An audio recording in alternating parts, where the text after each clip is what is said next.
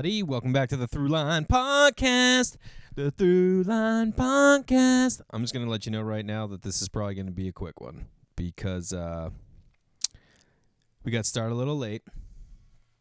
And my producer, our engineer, our producer, the man who makes it all happen, Skylar Neal, got a flat tire on the way here. And I was like, man, who gets flat tires anymore? First, second of all, I put this lemon in there with the sticker still on it. Does that gross you out? Kind of grosses me out a little bit. You know, I'm like, why would you do that? Now I got some sticker that's like,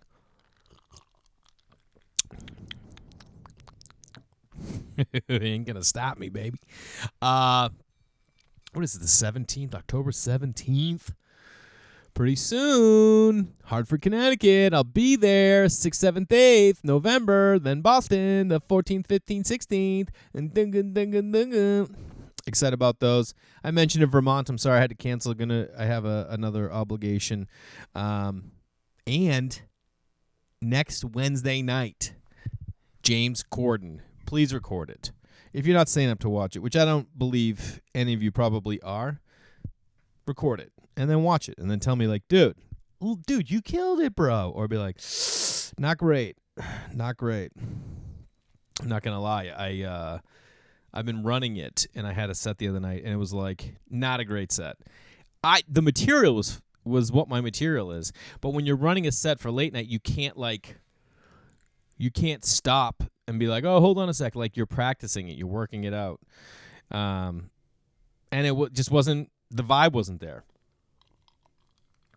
And I was like annoyed, you know, you take a lot of time out of your night to go do just one set. And, you know, with how much my wife travels, like I went out to do shows last night, had to get a babysitter because she's out of town.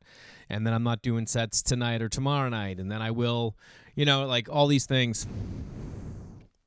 Anyway, another guy who's on the show called me the next day, and he never calls me.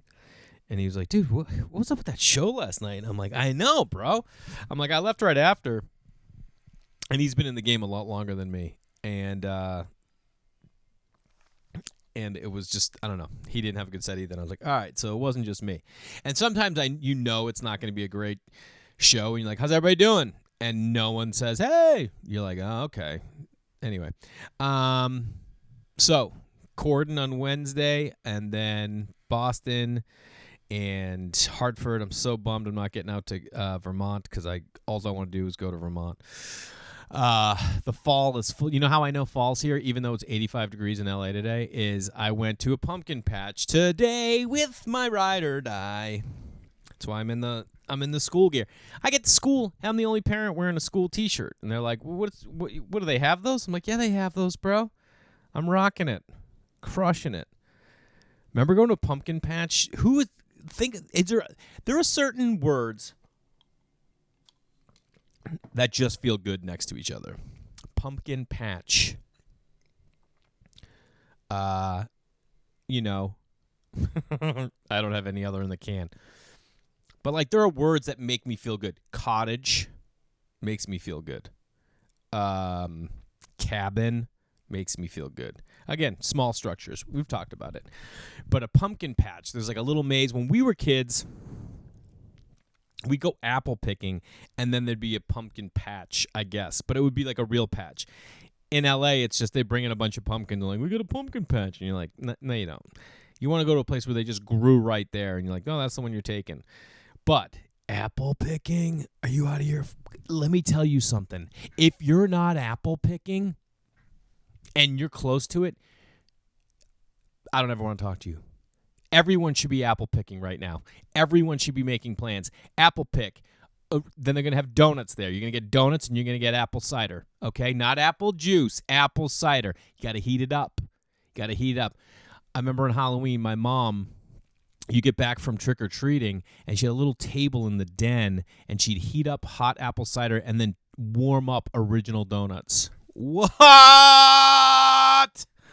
Yeah. These are the little things. You know how much that costs?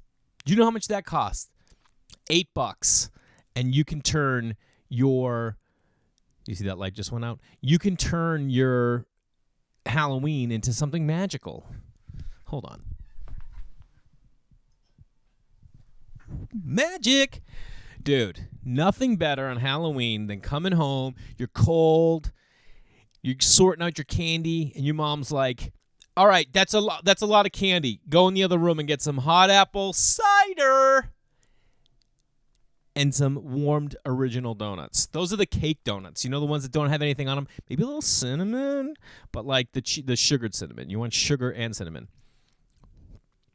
But I'll tell you, if you have access to go apple picking and you're not doing it, getting bundled up, picking apples, filling up the bag.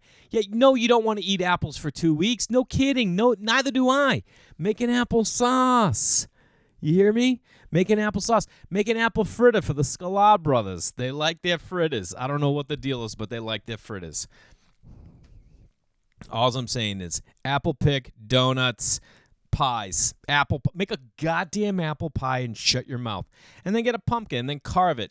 And then when you scoop it out, toast the seeds. Yeah, they're disgusting. It's the experience. We're so hung up on doing things for purpose instead of just doing it for the experience. Okay? That's all you need to do. If you truly love life, this weekend, you will go apple picking. While you're there, you'll have a donut. You'll get a pumpkin. You'll get home. You'll carve the pumpkin, take the seeds, toast them with salt. Even though they don't taste great, you're doing it for the experience, and then you're going to make an apple pie. Do it all with the kids or with your loved one or by yourself or with your buddies or with whoever. Whoever. We're so hung up on things having to be perfect. That's just what it's going to be. The seeds might taste disgusting. Who cares? Your pumpkin might not come out great. Who cares? The apple pie, you can't fuck up an apple pie. Either way, just step up and start enjoying the world around you. It's just too much. You know what I mean? This is what I don't understand is like life is about the simple things. You want a simple thing that's fun? Here's a simple thing. Next time you get on an airplane, when you get up to go to the bathroom, okay? Take your phone and just walk down the aisle and be like, yeah, no kidding. No, I know. I think we're going to land in like 2 hours. All right, yeah. All right, well, just make sure that, and just pretend you're on a phone call. And you know what? People around you, their minds are going to be lost. They're going to lose their minds. They're going to pull out their phones. Can we use our phone? Was that guy on the phone? Some people will get it. Some people won't. It's a simple little thing. It's a great gag. That's a great gag. The on the phone on a plane gag. Name someone who's doing that outside of LT. On the plane, walking down. Yeah. I don't know, like 2 hours. Yeah, well, I'm going to go to the bathroom right now. All right, I'll call you when I get back to my seat. All right, later. And then you hang up. Don't even make eye contact with anybody. Everyone on that plane's like, is that guy on the phone? How can he be on the phone? You can't be on the phone on the plane. Can we get to, has something changed? Can we now talk on the plane? Let me check my phone. No, dummy. Simple things. That's the thing, too, with travel. You don't even know about stuff until you get there. There's no bulletin that comes out. You know what I mean? When you found out you had to take off your shoes and belts and all that stuff when they were going through x-ray machines, you found it out when you got there. That's why sometimes when you're at the airport and there's someone there that hasn't traveled since pre-9/11, is like, do we have to take our shoes off? Do we need to take our belt off? And you're like, yeah, dummy. But you don't know. You have no idea how long ago it was that person traveled, That's a sign of an adult, huh? You have lemons laying around the house that you can just cut up whimsically and throw in a glass of water. You're an adult, okay? If you have a bowl of bacon fat in your freezer or on your counter, you're an adult. There's certain signs that are like, yeah, that stuff adults do. That's an adult move right there. You know how nice it is to have friends over. I'm like, you want a water? And they're like, yeah. You're like, lemon? Yeah, I have lemons. I always have lemons. Boom. Boom. There you go. Lemon. It's a nice touch, guys. It's a nice touch. Whew. I don't really care about Halloween, to be honest with you. The kids get fired up. So we went to the pumpkin patch today, me and my daughter. And they do this thing, right? So they have all these pumpkins out, and then it's like a field trip for the kids in school. And I have a flexible schedule. If you have a flexible schedule, even if you don't, make time. You know how much it means to your kid to be there for the pumpkin patch thing? It means a lot. I was there 9 to 12. That's it. We went in the morning, drove with another family, went to the pumpkin patch. Boom. If you have a job, be like, hey, I'm going to need the morning off. And go with your kid. It just means a lot. She loved it. We're looking around for pumpkins, and what they do is they draw a spider on the bottom of like 3 pumpkins in the whole patch. And if you find it, I don't know, you win a prize or something. So we're looking for the pumpkins, right? I go, hey, River, how about this one? I pull it over, and she like looks like that, and I look down. Boom. There's one that's for the class. You can find the class pumpkin. That's the one that's going to live in their room. We found it. I was like, do we get a prize? They're like, nah, it's just that's the class pumpkin. I'm like, we just found. What are you talking about? We've been talking about this, wanting to get this damn prize, and then we don't get anything. And it was kind of a letdown. What I've never done is the cornstalk maze. I've never done the cornstalk maze. Always wanted to do it. Seems scary. I love scary stuff. Someone asked me the other night, they're like, Jay, do you like getting scared? And I was like, yes, I love it. It's my favorite thing because you have to believe. If you don't believe, you won't get scared. Like, if you believe that you could die out in an alley at 2 a.m, you believe. There's something for me that, like, I remember when I used to live in Venice, there's tons of alleys in between. So, like, there's an alley in between the back of houses, and that's, like, some people's garages are back there. We have an alley back here. And I used to go riding my bike through alleys at, like, 2 a.m. Late, coming home from work or something. And I used to, like, it was my way of being like, is anything happening out here? Tree falls in the woods. I've talked about this 100 times. If a tree falls in the woods, it doesn't make a sound. If you're not going through those alleys, is anyone out there? I never found anybody. I always wanted something like fucking crazy to happen. You know what I mean? Nothing ever happened. And then I used to do, when I was very beatnik, I don't know, anyone out there ever been beatnik? Poetry, writing, reading. I was doing a ton of that when I first moved to LA. I was writing poetry all the time. And I would call them alley sit. So I'd ride my bike, sit in an alley somewhere, and then write a poem about what was happening in the alley. Yeah, that's something I was doing. Okay? A lot of alley sits. People thought you were crazy. Like if people drove by. One of the craziest things I've ever seen, I was coming home from work late at night, and I always, for a while, I lived in shady areas when I lived out here because if you can't afford a lot of places, you got to live in shady areas. So I was living in this really shady neighborhood. It wasn't really shady. That's the thing. Even in shady neighborhoods, there's families. There's community. It's just at night or weird things can, your house can get broken into, which mine was.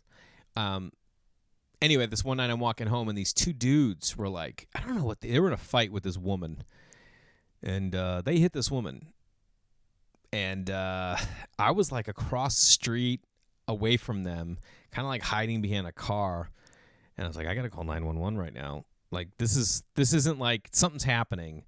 I think they all knew each other, but I was like, I got to call 911. So I'm calling 911, and like I couldn't even get through like from my phone because we had such bad reception back then. This was like 2001 or 2. And like I was like so scared. I'm like, they can see me. And like I felt like they looked over me. I never got through. And then like those dudes started coming out to their car, and I was like, I got to get out of here. I was too scared, to be honest with you. What am I gonna do? Hey, you know what I mean? No, not in that neighborhood. There were gunshots in that neighborhood. That was for a long time. I lived in a neighborhood where there were like There were gang members. And which I still don't understand. Like, if gangs are doing all this stuff, killing, getting money, stealing, all that stuff, why do they never have? They're always just kind of like out in a neighborhood. It seems like you're just like you're gang banging to support a low low-level lifestyle. You know what I mean? Like, what, I just never understood. It's so weird that I've never understood gang life. Guys, who the hell is going to understand gang life unless you find yourself in a gang? You know what I mean? No one's like, oh, yeah, I really understand what gang life is all. No, you don't. No, you don't. A lot of people, I put a post out there, this was like 4 episodes ago, about tipping and what to be tipping. A lot of people commented. I put a video on Instagram. It got shared a lot. A lot of people sending it around. Here's another one people were asking me. Picking up the check. Who picks up the check? How do you pick up the check? Listen, if you want to pick up the check, it's a baller move, okay? My father-in-law, his number one objective is to get to them before I can get to them. Like, he wants to always pick up the check. The coolest move I ever pulled, we were at dinner one time, and the woman, I was on the inside of the booth. My mother-in-law, father-in-law, wife is here. Waitress is over there. And I take my credit card. I put it on the side of my glass like that. And she goes, do you want any more water? I'm like, oh, yeah. And I hand it like that. Made eye contact. No one's looking at me. You got to be like a magician. No one's looking at me. They're looking at the glass. They're looking at the sticker on the lemon. They're looking at this. And I'm looking at her like, yo, see my hand? They see the glass, but they don't see that credit card. Because it's going to be a quick glance at it. Everything's fine. Boom. I hand to her. She makes contact.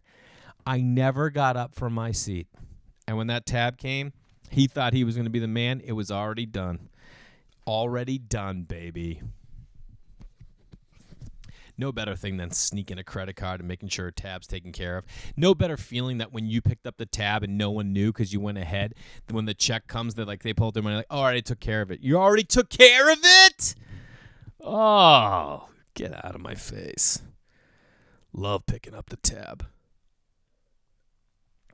Anyway, Skylar, the reason this is going to be a short one, I don't even know if I mentioned this. Skylar got a flat tire on the way here. And he texts me with a photo of the flat tire. I'm like, oh, he's not lying. Because anyone tells you they get a flat tire, don't you feel like people get flat tires? Like the tires on my car are run flat tires. So even if they get flat, they run for 50 miles. And then, like, my car will tell me, yo, you got a flat. You got to fix that tire within 50 miles. And I was, like, thinking back. I'm like, man, when I first learned how to drive a car, I first got my license. My soccer coach would let me borrow his car once in a while.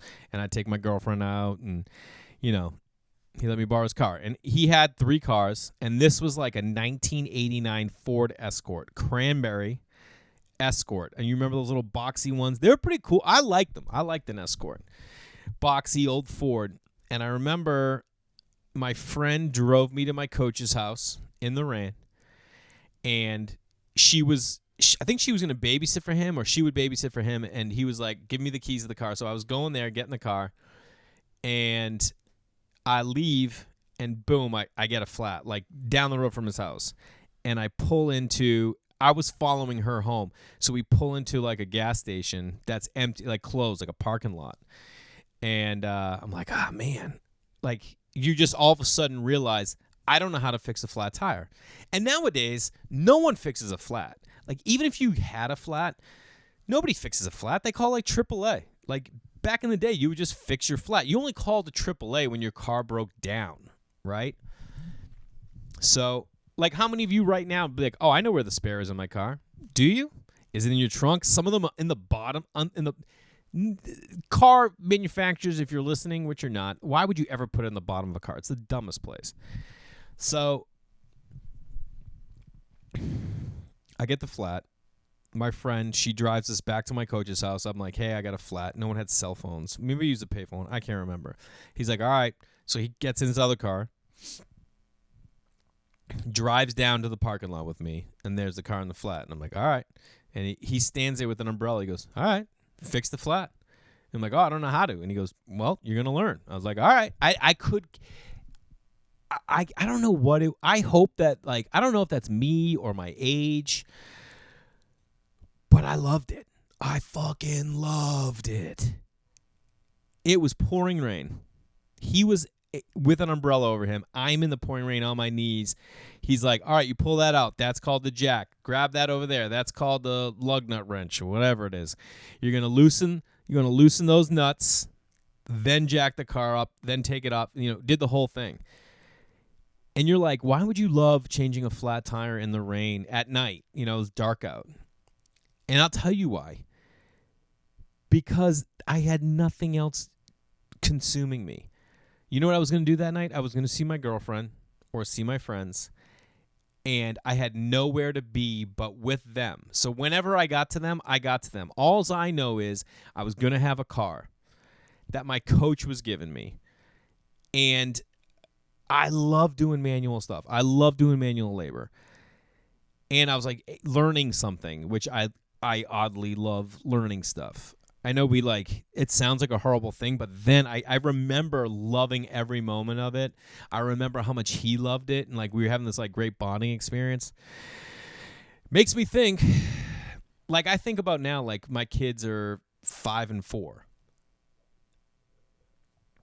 It will be 11 and 10 years, 11 and 12 years before they drive. And I'm like, well, will I just keep the car I have now till they're able to drive, and then they'll get that? Or we're what are we going to do? Will they not have a car? How are we going to do? I don't know. I have no idea. But I love the idea of them having to learn how to change a flat. Even in the world of AAA, you should be able to change a flat. How many times, anyone out there, have you had to, do me a favor. If you're watching right now on YouTube or you're listening on iTunes and you've had a flat, will you just go and comment on the YouTube page, I changed a flat, and tell me your quick story? Or go on iTunes and write a review, or go on the post that I'm going to put up on Instagram and say, hey, you mentioned at minute, let me guess, it's 2:15 here. I think I started at I don't know what time. Just tell me. Every time you guys interact, it just helps the podcast, just so you know. You're not paying for it. You know what I mean? You just get it. So how about a little comment and a like and a share? You know what I mean? Might help a little. I'm in a garage, guys. I'm in a garage. That's where I am. And I also have run out of gas. When we were just on family vacation last week, we stayed on a farm. We had cows. We had chickens. It was the coolest. Kids loved it. We were staying on this farm, and we drove. So it was an hour from Santa Barbara, and we went to Santa Barbara on a Friday to go to a zoo, and then go to a children's museum, and then we went to this taco place, and then we're going to drive back to where we were staying on this farm. And we're driving back, and Kate looks at me and she goes, "Oh my God." And I go, "What?" She goes, "We're almost out of gas." Now, in my car, it tells you exactly how many miles you have. In her car, it doesn't. It just says, low gas. And we're in her car. Hers is, the family car. My car is, the me and her car. When it's us and we want to go somewhere, I take the kids sometimes. Anyway, we're driving, and she's like, now, when that light goes on in her car, in my car, you got 30 miles. In her car, I think it's close to the same, probably 30 miles. But we don't know when that light went on. She didn't know when it went on. Now, if you're in a relationship, that's whose responsibility is it to fill her car? Hers. She borrows my car all the time. So when she has work things to go to, I always say, take my car, and I'll take the car that is good for the kids, because that means I'm picking up, dropping off. That's what we do. So she'll take my car, and then she'll go away out of town, and then I get in my car, drive somewhere, and I'm almost out of gas. So then I'm filling up my car, and then I get in her car, and I'm filling up that car. I'm like, chick, what is going on? Now, my father-in-law, on his first date with my mother-in-law, he ran out of gas, and he had to borrow money from my mother-in-law. So he had enough money for the date, but he didn't have enough money for the gas and the date. So he had to use part of his money for the gas, and then my mother-in-law had to pay for part of the date, and it just it bruised him emotionally. So to this day, from that day forward, his cars are never go below like a half a tank. He fills it. Like whenever he comes out here, the first thing he does if he has our cars is take it out and fill it. And anytime he leaves, it's filled. He's the best. But that did not transfer over to my wife. So we're driving, and now I pull up on my phone gas stations. You know, how far is a gas station? I'm like, well, there's one that's 7 miles. But it's out of the way from where we're going. So it's going to take us 14 miles out of the way, which means it's going to, and we're already like, the kids are already on empty. It's already late, and the car's almost on empty. And so we're like, I don't realize that it's out of the way until I say, okay, get off at this exit. So we get off at that exit, which would be the same exit. You can go one of two things. You can get off at this exit and go where we need to go, which is what I just assumed. I assumed the gas station was going to be the direction we need to go, but it wasn't. So we got off that exit, and it was either right to go to the gas station 7 miles away or left to go where we're going, which is 18 miles, and that's where the gas station would be, is 18 miles away. So I don't realize that till we get off, and she's going, I thought it was on our way, and now we're going left, and I go, oh, if we go this way, it's not going to be for 18 miles till we get the gas. And she got pissed. She was so pissed. Why would you tell me to go this way? I'm like, I didn't really like. And then you don't. It's like, there's no time to then explain. Well, you know what I thought was? I thought that where we were really going was in the same direction as the gas was. There's no time for that. You just have to be like, I messed up. You know, like whatever. Like, let's get the solution. And I just was like, also there was a part of me that was like, who cares? Let's run out of gas. There's the adventure. Let's run out of gas. That's something the kids will always talk about. Remember when we were on family vacation and Dad told Mom to take the wrong turn and we ran out of gas? And then I was like, well, we'd have to call AAA. And if it's already 18 miles of no gas that way, then that means there's no one's just going to be there in 5 minutes. It's going to be like a 45-minute thing before AAA would even get to us. So my wife bangs a U-turn and goes, no, she goes, no, we're going to the 7 mile. Which basically what was happening is, and this happens I think in a lot of relationships, is someone just needed to make a decision. I wasn't saying go to the 7 miles. She wasn't saying let's go to the 7 mile. I wasn't saying let's go to the 18, and she wasn't saying let's go to the 18. She knew we should probably go to the 7. I knew we should probably go to the 7. But she wanted me to confirm it, and I kind of wanted to roll the dice and run out of gas going 18. You know what I mean? I kind of was like, yeah, it'd be a lot better story for the podcast if we ran out of gas, you know? But she was like, we have 2 kids in the back seat that are past their bedtime, probably hungry, cranky. And do we really want to run out of gas in this, like, middle of nowhere? If you're going 18 miles with no gas, that's in the middle of nowhere.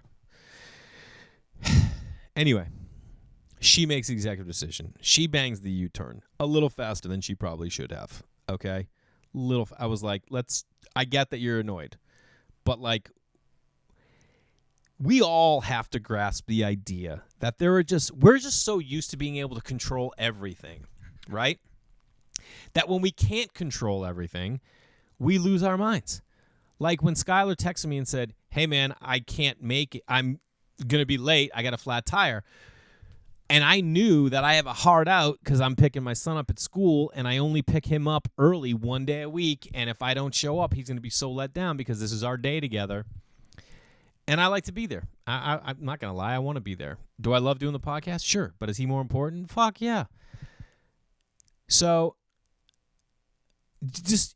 I looked at it and I'm like, all right, well, okay, he's going to be late. No big deal. And then it was like really late. He changed a tire. I mean, we haven't even talked about it because I'm like, we just need to go and then go. But I think he changed the tire or waited for AAA. So I was like, well, what are my solutions going to be? The options are going to be do the podcast late. In the history of me podcasting with Rye on the Crab Feast or the Thruline, I've never missed a day. We've missed New Year's days, Rye and I, back on the Crab Feast because we took days off. I've never missed a day. I don't ever want to miss a day. And I was like, oh, is this going to be the first time I miss one? I'm like, what can you do? You know, like, what am I going to do? Get upset? Option 2 would be Skylar would have to come back later tonight, and we could do it when the kids went to sleep. We could do that. So there was options, you know. I was like, do we have any in the can? We don't. And either way, I was just like, whatever, you know? Then he got here, and I'm like, all right, well, it's just going to have to be a shorter podcast this week, which, by the way, I have some great interviews lined up. I love doing these solo eps, and I've had so many of you guys hit me up like, dude, I love the solo eps. I love them too, guys. But sometimes I'm like, you know, I'm not sure what exactly I should talk about. Sometimes it's natural, like this episode's been pretty fluid. But there are other times where I'm like, I'm thinking of what I should talk about. So you guys can always tell me if there are things you'd like to hear about. But I got some great interviews coming up with, if you listen to Crab Feast, my boy Coonsy, that I would talk about a lot on the podcast, he's coming on.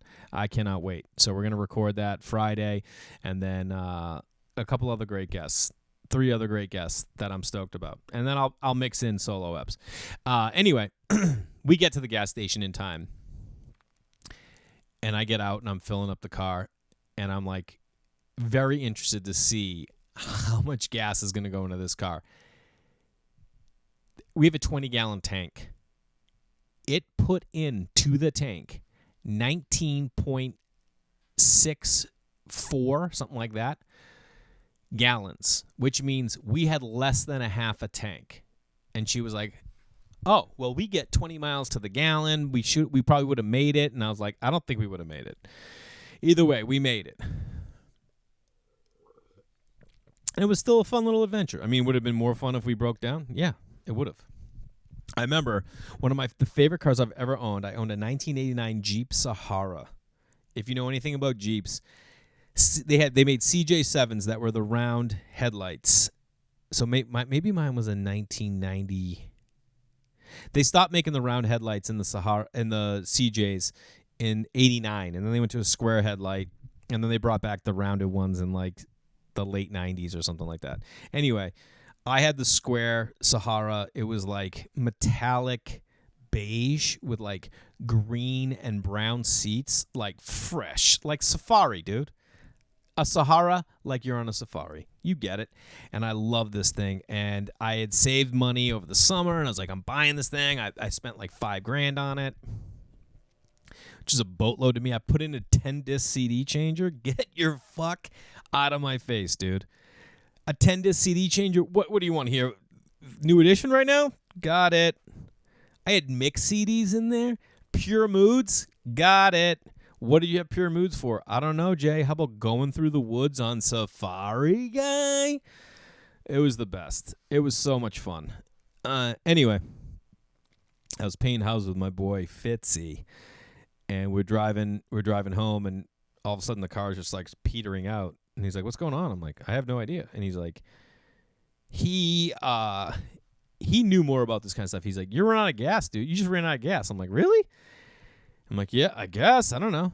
And we had to like walk to the gas station, buy a gas can, fill it, then go back to the Jeep, fill the Jeep, then drive back to the gas station and buy gas. And it was the best, dude. It was the best. It's why I hate leasing. I don't know why anyone leases a car. Let your car break down once in a while. Like, everything's changed. Everybody wants everything brand new all the time. We need to get you need old shit. You know what I mean? You need stuff to break down and crash, and you need people to get flat tires and be a little late to stuff. I mean, I don't know. I just think it helps. My buddy the other day, let me just check this time.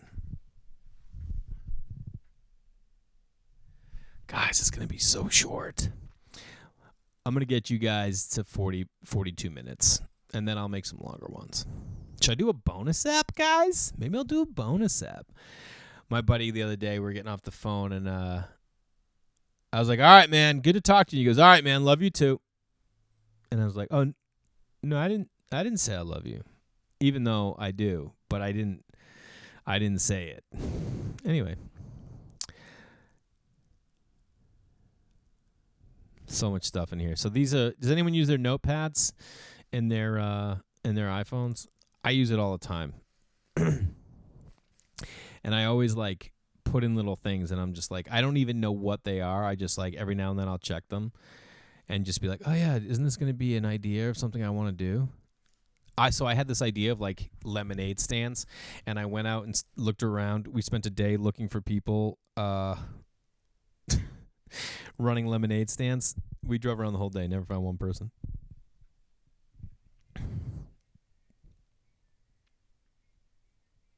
All this stuff, man. Why would I ever write this? I can't even say it. My wife will get mad. Anyway, I'm so jealous of everyone who's experiencing fall. We had, when we were on that farm, we had like an outdoor fire pit, and when you're on a farm, you just hear noises in the woods, and you don't know what they are. There were 2 dogs on the farm that would like come up to the property. And like twice, one of the old dogs was up with us, and the younger dog, which was this gorgeous husky, was down the other end of the property. And we just heard like all these dogs screaming at each other. And I was like, okay, so that could be dog on dog. That could be dog on coyote. That could be dog on skunk, right? Dog on fox. You never know. You didn't know what it was. And there was like this like, I don't know what it is. I've always wanted to farm it, but there's a creepiness about farms. You know what I mean? Because it's dark. You don't have any lights, and things can happen on farms. You know what I mean? If you own enough acreage, you can be off. If you're far enough away from a main street, you start to feel like anything could happen. You know what I mean? You're like, well, I guess I could kill somebody. I mean, who's really going to say anything? I'm on a farm. Like, if anyone watched Yellowstone out there, they just used to kill people on that ranch and just like ditch them. When you have 40,000 acres, maybe it's 14,000. Even if you had 1,400, you could be like have a place where you just bury bodies and like who's ever going to check there? It's your property. No one comes out and does surveillance of your property. Like, hey, unless like you're a suspect. You ever been a suspect? I think it'd be kind of cool, huh? Being a suspect. Yeah, I didn't fucking do it, dude. Saying that all the time. I didn't fucking do it. Having your friends wonder, did he do it? It seems like he might have done it. I don't want to be a suspect for murder, but I wouldn't mind being a suspect for like, I don't know, robbery would be kind of cool. People are like, is he a fucking badass? Did he rob that place? I would love to rob. Wouldn't you love to rob? I used to think that. I'm like, I could break in that house. I'll never forget when I was like 14. My mom and I were up near where my dad lived with my grandmother. And I think I was younger than 14 because my grandmother was still alive. I honestly can't remember when she passed. But I can't remember why. But I said to my mom, I'm like, I want to go look around the house. And she's like, well, I'm not going down the street. It was like this. They lived on a dirt road. There was like 1, 2, 3, 4, like 7 houses on the road. It was like this dirt road. And I was like, all right, drop me off at the end of the street, and I'm going to go down there. And I went down to the house. I have no idea why I did this. I went down to the house. It's my grandmother's house, and my dad lived there. And at this point, I hadn't seen my dad for like 4 years maybe, and like didn't talk to him. I never got phone calls from him, stuff like that. And I snuck in their house. I think I just went through the side door. And I went into the kitchen, and they used to have, it went kitchen, dining room, then a hall, like a little hallway into a giant living room. And the living room and the dining room all had sliding glass doors out into this like balcony. And the balcony looked over the backyard, which had a garden. And then it was the bay. They lived like in this little quiet bay on the water in the North Shore of Massachusetts. And I remember like sneaking in there and like coming through the kitchen, and I didn't hear anyone. So I was kind of like creeping. And then looked out, and I saw my grandmother on the balcony, like on the deck, looking down, and my dad and his wife were like working in the garden. And I remember like creeping into the dining room and kind of like looking around. This is the craziest thing I've ever done. Not the craziest, but it's the weirdest. And I remember just like having this weird feeling that I got to get out of here, guys. I couldn't go talk to my dad because he didn't want to talk to me. And what am I doing there? What am I going to do? Come on, I'm like, hey, everybody. Haven't seen you in 4 years. And yeah, I just broke in your house, Grandma. I guess I must have not have been seeing her at that point too, maybe. I don't really know. But I just remember like I broke in. I got in. Now, there's something to be said about a place that you could be, like if they did catch me or someone's like, what are you doing here? I'd be like, I don't know. And I would just run away. But like just think for 2 seconds. If you ever wonder if you're weird, this is a good litmus test. That was the weirdest thing. Like, what was I doing? And why was my mom like, let me drop you off at the top of the hill. You go down in there and look around, and then I'll meet you back up here. But it was like a real bonding moment for me and my mom, because I remember, like, I honestly don't remember. I remember her dropping me off because I remember, like, the stone wall and then going in and then being in the house. But I don't remember getting back to her car or what we talked about. But I imagine she was like, what was in there? What was going on? And, like, just talking about why I did what I did and what I was you know what I mean? It was kind of trippy. But at that moment, I was like, man, I kind of like this shit. Kind of like being where I'm not supposed to be. Kind of like being around people who don't want to be around me. I got to go pick up my boy, you guys. I got some great episodes coming up. I love you all to death, and I'm going to try and do a bonus episode. Just something I'll drop, little something special for you guys. You know, I have no idea what. Tell you what.